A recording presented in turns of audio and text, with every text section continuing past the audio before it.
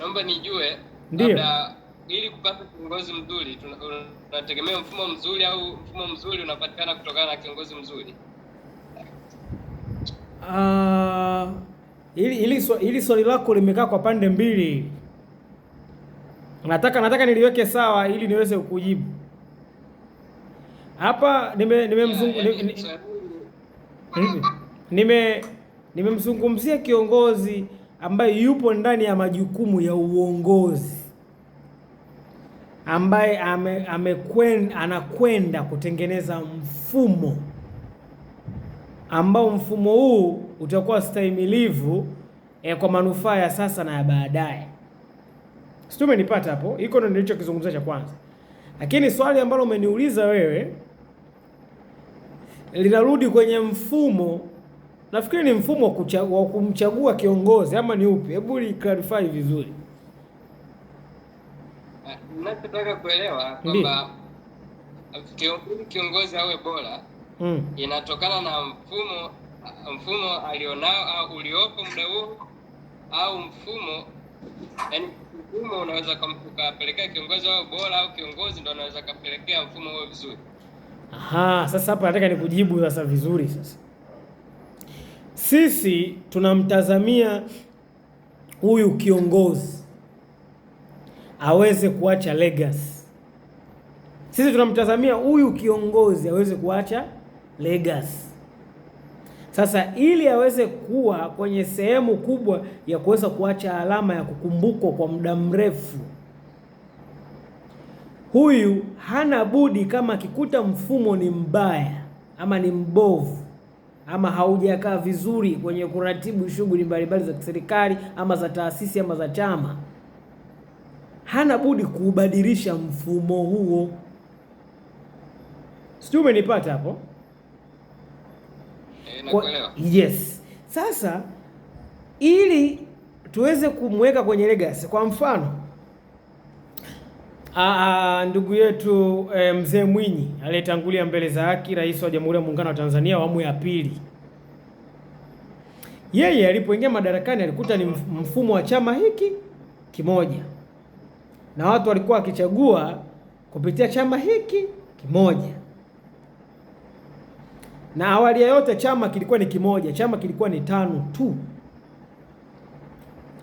CCM kikaja kutengenezwa kwa kuundwa vyama, ASP huko na wengine.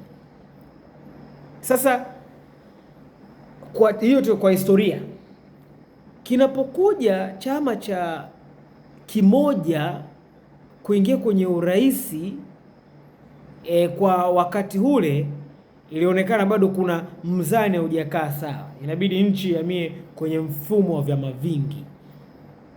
Sasa mzani wa kukaa sehemu moja wa kwamba Mzee Mwinyi amekwenda kugombania urais, anapigiwa kula ndani ya chama kimoja kwa namna hile, kwa kariba hile ya ulimwengu ulipokuwa ukielekea, ulikuwa unapenda sana maamuzi ya watu, wananchi waweze kushirikishwa kwa hamasa kubwa, na ndipo ukatengenezwa mfumo wa vyama vingi.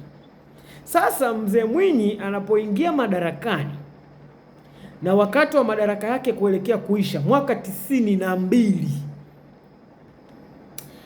alikubali mfumo wa vyama vingi, ukiwa na imani ya kwamba mfumo wa vyama vingi, cha kwanza kabisa patakuwa kuna uhuru wa watu na wadau wengine kufata njia zingine wanazoziona wao ni sahihi.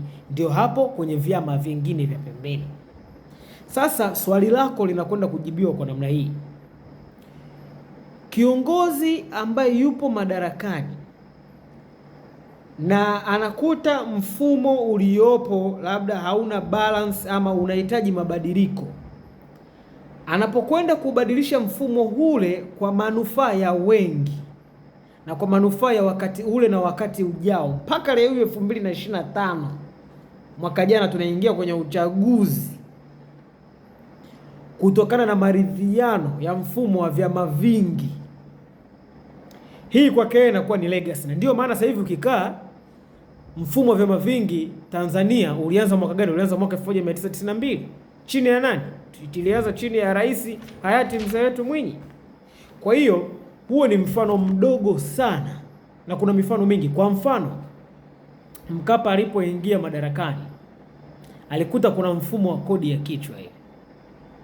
Nadhani mfumo wa kodi ya kichwa wengi tuliusoma, tuliusikia ule mfumo ule. Lakini Mkapa akaja na solution ya kuanzisha mamlaka hii ya mapato unayoiona hivi sasa hivi. Hii mamlaka ya mapato TRA. Alikuja akaweka mfumo mzuri wa kuweza kukusanya kodi. Mambo yale yale, pay as you earn. Kwa utaratibu mzuri wa kukusanya mapato kwa indirect way and direct way. Kwa kulipa kodi, Mkapa ndo alikuja kubadilisha mfumo, kwamba nchi ilikuwa ipo katika nyakati ambazo nchi inahitaji iweze kukua kiuchumi, tukusanye mapato kwa asilimia kubwa, kama mzee wetu Mwinyi alivyokuwa mzee wa ruksa, alivyoruhusu kubadilisha mfumo wa kibiashara wa Tanzania. Ulikuwa ni mfumo ambao watu wanaoleta bidhaa ni wachache, na nchi ilikuwa imetoka kwenye mfumo wa ujamaa, imepinduka kidogo. Anakuja kuridhia kwamba mfumo ubadilike, yeye akawa mzee wa ruksa, ruhusu vitu viweze kuingia, watu wanakuja wanaleta vitu, tunahitaji mapato. Mwinyi, mzee wetu Mkapa, anapoingia madarakani, yeye mwaka 1995 alipoingia madarakani, anakuja kubadilisha mfumo wa kukusanya mapato, kupeleka kwenye direct tax and indirect tax. Direct tax ni yule mfanyabiashara, makampuni anapokwenda kulipa kodi labda ya mwaka, makadirio yake ya mwaka, anakwenda pale TRA, wanamletea makadirio yake ya mwaka. Indirect tax ni ile ambayo mimi na wewe tumekaa sasa hivi, tumekwenda kununua labda pipi na tumekwenda kununua sukari, kuna kakodi kanakatwa kule. Tunakwenda kununua mafuta sheri, unaona sheri pale unanunua mafuta. Unapoweka vocha yako kwenye simu, ile shilingi 500, unaona pale kuna pesa inakatwa kule kwenye kile kifurushi chako, labda shilingi 500. Wanakuambia sasa una 400 labda 95 au 93. Hili ni direct tax. Sasa huu mfumo unavyoona Mkapa jinsi alivyoweza kubadilisha, hii tayari ni legacy ambayo mpaka sasa hivi toka mwaka 95 ninavyozungumza naye sasa hivi ni miaka 31. Huu mfumo wa direct tax and indirect tax unaendelea kuwepo Tanzania. Sasa huyu ndiye kiongozi ambaye anaacha legacy. Kwa hiyo legacy yake imekuja kwenye kubadilisha mfumo wa namna hiyo, kama Mwinyi alivyoweza kubadilisha, mzee wetu hayati aliweza kubadilisha mfumo wa chama kimoja kwenda kwenye vyama vingi, aliridhia na kwenda kuruhusu kuwa mzee wa ruksa, kufanya biashara ziweze kuwepo za kutosha, watu waagize bidhaa kutoka nje, China na sehemu mbalimbali. Nafikiri nitakuwa nimekujibu swali lako vizuri kabisa. Nashukuru sana umejibu. Yes, asante sana. Karibuni. Ingawa nipo na Madam Happiness Kijazi, na yeye pia yupo. Kama kuna swali lingine sasa tukamuuliza Madam Happiness hapa. Lakini nataka niibue jambo moja hapa. Nataka niliibue jambo moja la kwenye uzalendo. Kama alivyoweza kuzungumza Madam Happiness. Nadhani Madam Happiness hapa atakwenda kutupa content vizuri sana. Madam Happiness, kuna changamoto hili ni tatizo ambalo nimeli-identify katika nchi yetu ya Jamhuri ya Muungano wa Tanzania. Swala la uzalendo.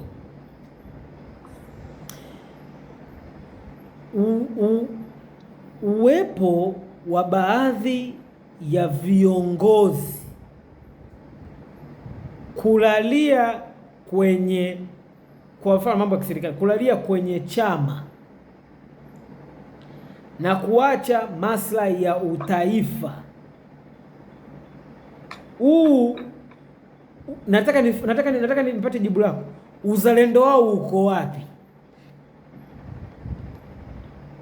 Kuacha maslahi ya taifa. Taifa linahitaji nini? Linataka nini? Linakwenda wapi? Taifa lina changamoto zipi? Kwenda kwenye maslahi ya chama. Chama kinataka nini? Chama kinataka ukamilishe nini? Utimilize nini? Sasa naona kuna uzalendo wa pande mbili hapa unaleta changamoto kubwa kwenye nchi yetu sasa hivi. Madam Happiness, nataka nipate majibu yako kwa kutenganisha uchama pembeni na utaifa pembeni. Hata ukiweka katika mfano wa taasisi ni sawa, mimi nipo tayari kusikiliza.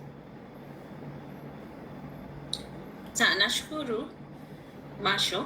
Naam, naomba niweke katika mfano wa taasisi. Yes.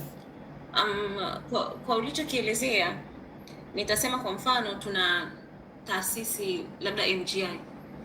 Lakini kwenye MGI huku ndani kuna kamati. Hii kamati inapata maslahi ya kamati zaidi kuliko maslahi ya taasisi yetu ili iweze kufanikiwa. Nadhani ni mfano sawa? Correct. Twende. Sawa. Sasa tukishafanya hivyo ina maana uzalendo wangu uko kwenye kamati kuliko kwenye taasisi yangu. Ndio maana niko radhi kuhakikisha maslahi ya kamati yangu yanafanikiwa kuliko maslahi ya hii taasisi ambayo ni kubwa ninayosimamia. Ndio. Na itakuwa ngumu kwangu kuangalia kamati yangu ikiumia. Ndio. Ili taasisi ipokee yale ambayo inapaswa kupokea. Kwa hiyo kama tayari nina uzalendo, hii inaweza kuja hata chini hata kwenye level za familia. Kama tayari nina uzalendo mkubwa kwenye kamati ninayoisimamia, it is so hard.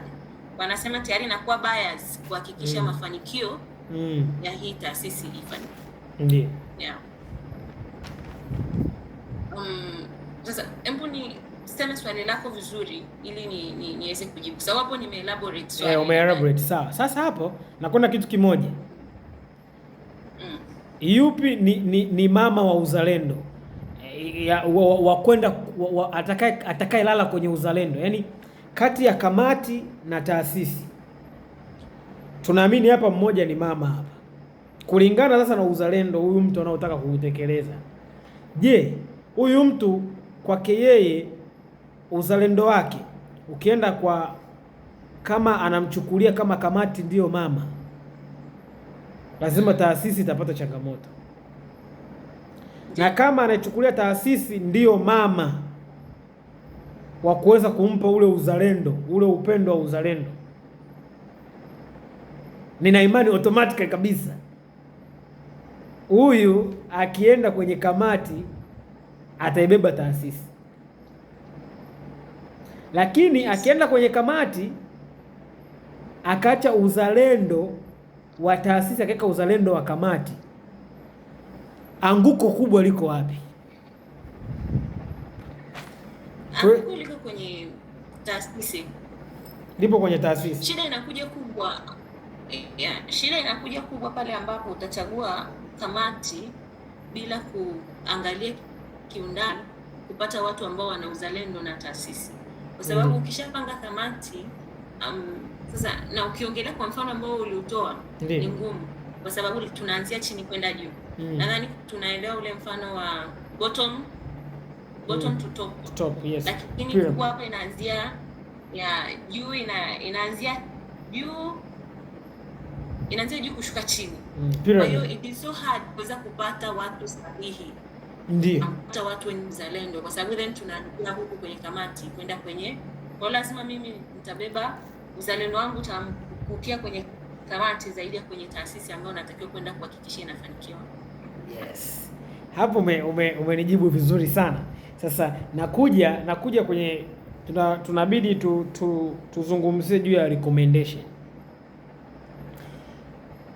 Kwenye recommendation nachokiona kwa kile ambacho tumekizungumza hapa ni kwamba kwenye utengenezwaji wa kamati kuna mambo mengi sana kuangalia. Jambo la kwanza, uwezo wa yule mtu unamweka kwenye kamati.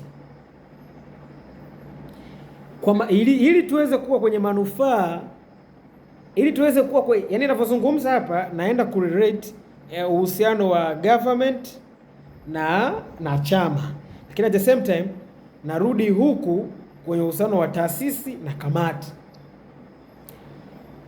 Ili taasisi inapokwenda kuunda kamati, tunahitaji tumpe mtu kamati hiyo husika kulingana na uwezo wake, kulingana na ustahimilivu wake wa kubeba majukumu. Achana tu na uwezo, kuna uwezo wa kuweza kuzungumza, kuna uwezo tunampa mtu tunaona kabisa huyu akienda pale yupo vizuri sana. Uwezo wa ustahimilivu wa pale changamoto inapoweza kujitokeza katika hiyo kamati. Tunapokwenda kumchagua huyu mtu kumweka kwenye kamati, tuepukane sana kufahamiana, jamaa yangu. Hii inapelekea follow up kubwa sana kwenye hizi taasisi, na inapobidi kama tunakwenda kuunda kamati inapofika tu unahitaji mtu wa kuweza kutoka nje, mtumie mtu huyo kwa matakwa, maslahi ya kamati husika. Kuna changamoto kubwa tunaipata, unahitaji mtu atoke nje aweze kuja ndani kuwasaidia jambo fulani, lakini mtu anatoa siri za taasisi. Ni kosa kubwa sana. Kuna baadhi ya mambo yanabidi yakaenda na taasisi. Kwa mimi ninachokizungumza hapo ni kwamba kama tunapata changamoto katika kamati zetu, tupate fursa ya kuweza kuwaona wadau wa pembeni. Bwana, kuna jambo fulani tunalitekeleza katika taasisi yetu. Tuna jambo hili, tunaamini wewe unaweza kutusaidia 1, 2, 3. Agreements zimekaa vipi? Kwa hiyo MGI, maana mimi mwenyewe nina taasisi na NGO ya masuala ya environment inaitwa Ukurasa Foundation. Kwa hiyo sasa tunakuja kwa MGI. MGI anaporatibu jambo, anapohitaji external support, hakikishe analinda siri za taasisi kwa manufaa ya taasisi. Lakini unapomkaribisha mtu kwenye ile kamati, mpe siri za ile kamati ili aweze kunufaisha lengo lako kwenye hiyo kamati. Kwa hiyo ndiyo yale yanayokuja kwamba tunapokuwa tunaratibu haya mambo, tuhakikishe moja kwa moja tunashirikiana na tunakuwa wazalendo kwenye taasisi zetu kwa kulinda maslahi ya taasisi na siri za taasisi, ila tusiishie njiani kushirikiana na watu. Moja ni nguvu, utengano ni udhaifu, kama alivyosema Madam Happiness kwamba build unit and respect. Ya kwangu mimi ni hayo. Asante sana.